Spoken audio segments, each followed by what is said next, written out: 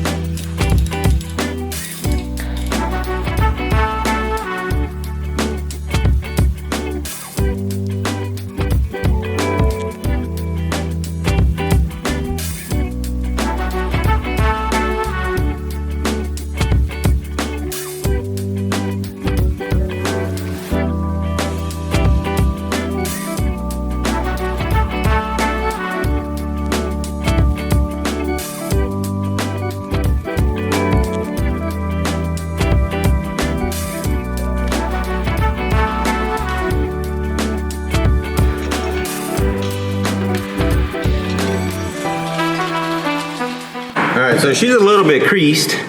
We're going to mount our pulling apparatus here and simply give her a tug. Hey, do you think it's not gonna work? Wait, hold on. I don't want to see what's gonna happen here, sir. Huh? This is quite interesting operation. I feel like those vice grips are just gonna open right up. Why would they open up? Ain't no way they're gonna open up.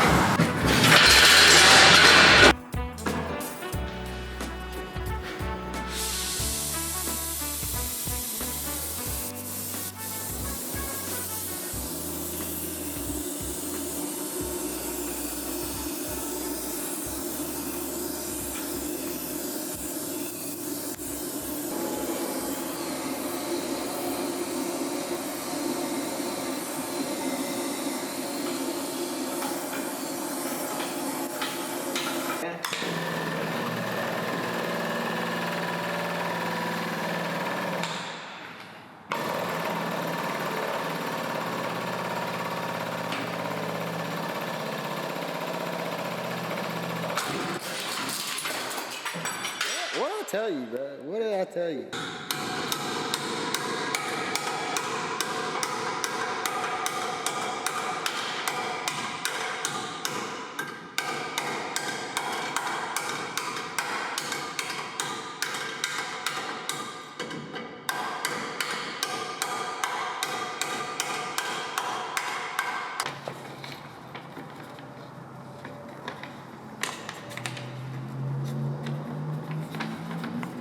So make sure you trace that part in the middle too.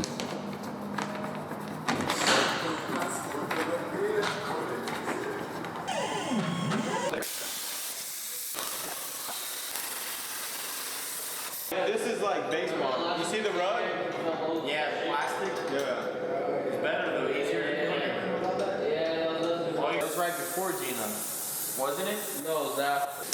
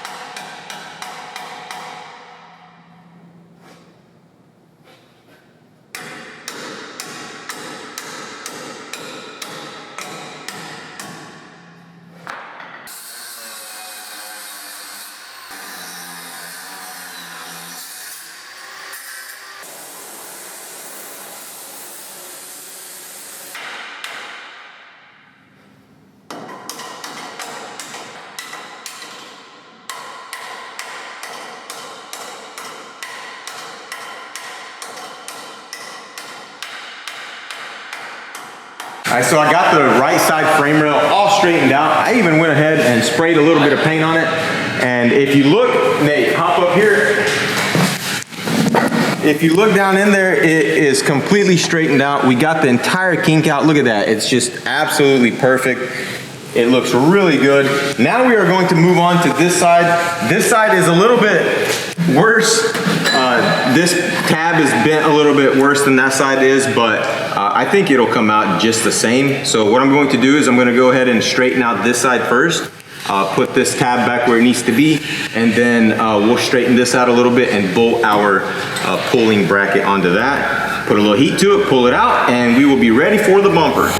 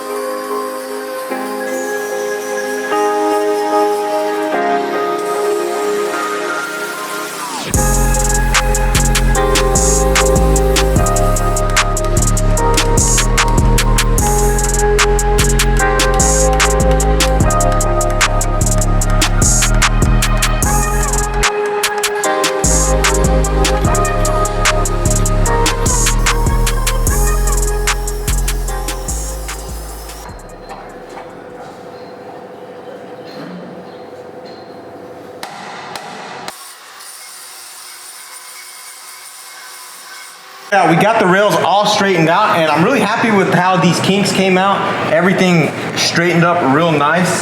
Everything is nice and flat. We are ready to test fit our bumper, but before we do that, I want to go ahead and install this front core support. That way, when we install the bumper, we can go ahead and put the grill on and install the headlights.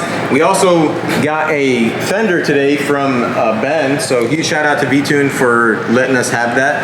That fender is really expensive, so he really hooked us up on that. So we just got back from Tim's and we got the new core support, which we're super happy about because it not only had all the little tabs and brackets that we needed, but it also had the tanks and the outside temperature sensor. So the next step is to go ahead and remove this core support and install that one, and then we're going to test fit that rough country bumper.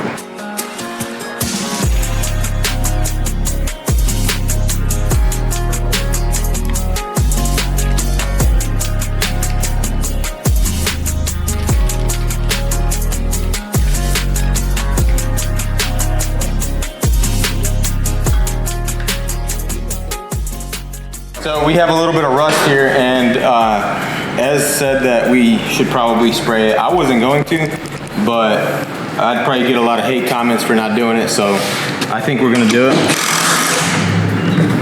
Should we do it, Nate? Go ahead and spray it.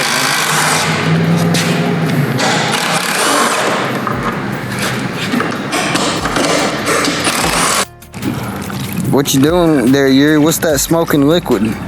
This right here, this is magic fluid. Muriatic. That's a big old brush. Look at that. It just eats that rust right up.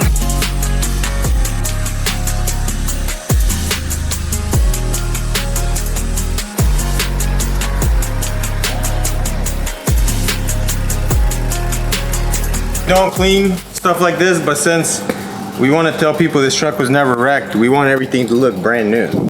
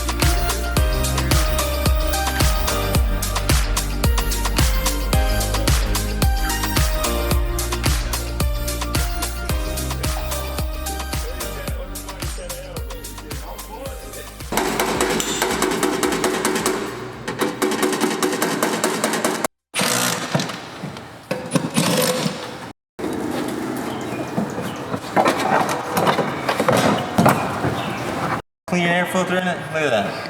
Yeah, that's a good. That's pretty dang clean.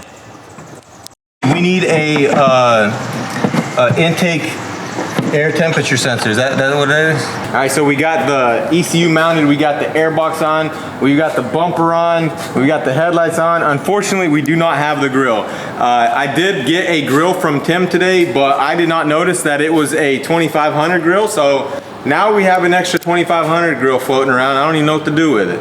But it's looking really good. We are ready for paint now. We need to, the grill's not a big deal really, honestly. Yeah, right, Nate? yeah. I mean, I think so. Yeah, I mean, as long as the fenders line up. We can go get a grill from Home Depot right now. Yep. We can get 2 or 3 of them. But it's looking really good. I really like this, these pod lights right here, the Rough Country pod lights, because, you know, they double as fog lights. Whenever you need lights in the fog, you can turn those on. And then that one right there, whenever somebody's high beaming you, you can turn that one on and just go ahead and blind them right back. I think I need to adjust that a little bit. As you can see, it's a little bit crooked, but I think that's not a big deal. But it's looking really good. I'm really happy with it. Missing what, a couple of things: the grill, the intake temperature sensor, and then that hose, right? Yeah, that's about it. And then that's it. And it's getting painted. Heck yeah, it's almost done. And that's it. Oh, and fender liners. Yes, and sir. Fender liners. Do you think you're gonna have to cut the fender back here? Huh? Think the fender gonna need a little chopper now? No, what I think, I think that once all this gets bolted on right, I don't think it's going to rub. What? The wheel. No, you gotta take that mud flap off. Definitely gonna rub. All right, hold on. Do this side.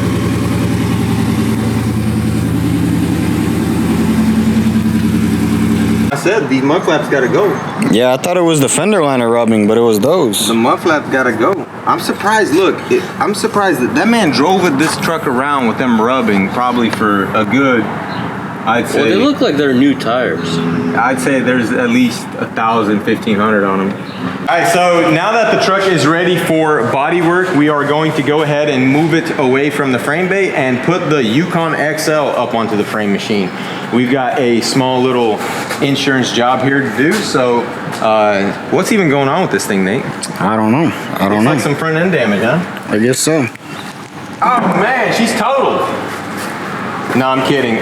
So we need to pull the rebar and then pull the core support and probably replace this core support. Yeah, probably. Yeah. Okay, so let's get the sucker up on the frame and stay tuned for this video, guys. This is going to be another video, and I will see you guys in the next one. Peace out.